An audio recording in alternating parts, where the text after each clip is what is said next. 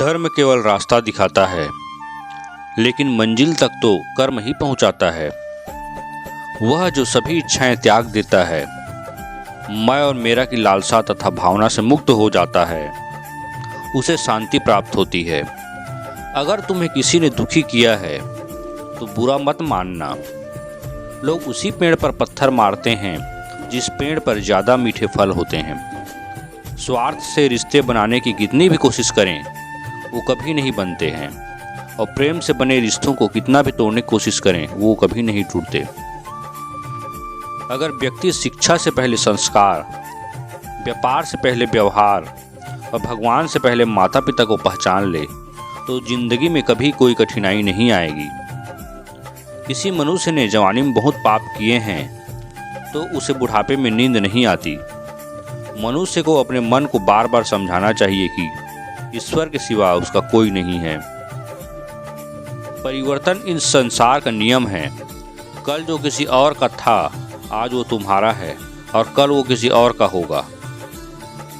जीवन में आधे दुख इस वजह से आते हैं क्योंकि हमने उनसे आशाएं रखी हैं जिनसे रखने की कोई ज़रूरत नहीं थी।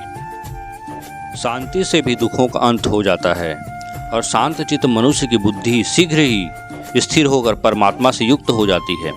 हमारी आस्था की परीक्षा तब होती है जब हम जो चाहे वो ना मिले और फिर भी हमारे दिल से प्रभु के लिए शुक्रिया ही निकले।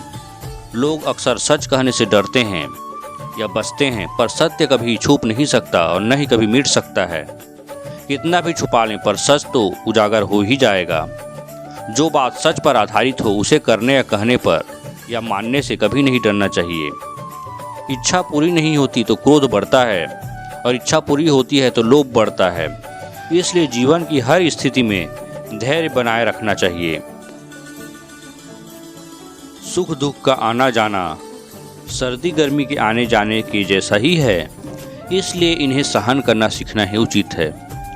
निर्बलता अवश्य ईश्वर देता है, परंतु मर्यादा मनुष्य का मन खुद निर्माण करता है। जीवन में वाणी को संयम में रखना अनिवार्य है, क्योंकि वाणी से दिए हुए घाव कभी भरे नहीं जा सकते।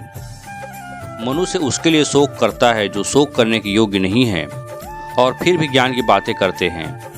बुद्धिमान व्यक्ति ना जीवित और ना ही मृत व्यक्ति के लिए शोक करते हैं। जो हुआ अच्छा हुआ, जो होगा अच्छा होगा। स्वयं को मुझ पर छोड़ दो, अपने कर्म पर ध्यान दो।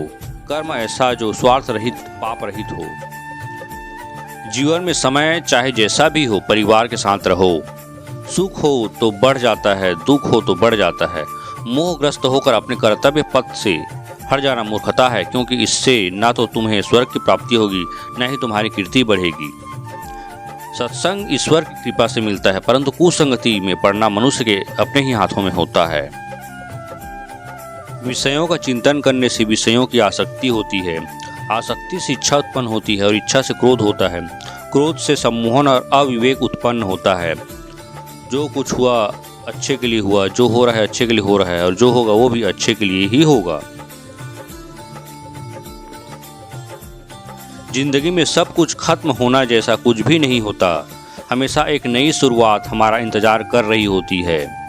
जय श्री राम।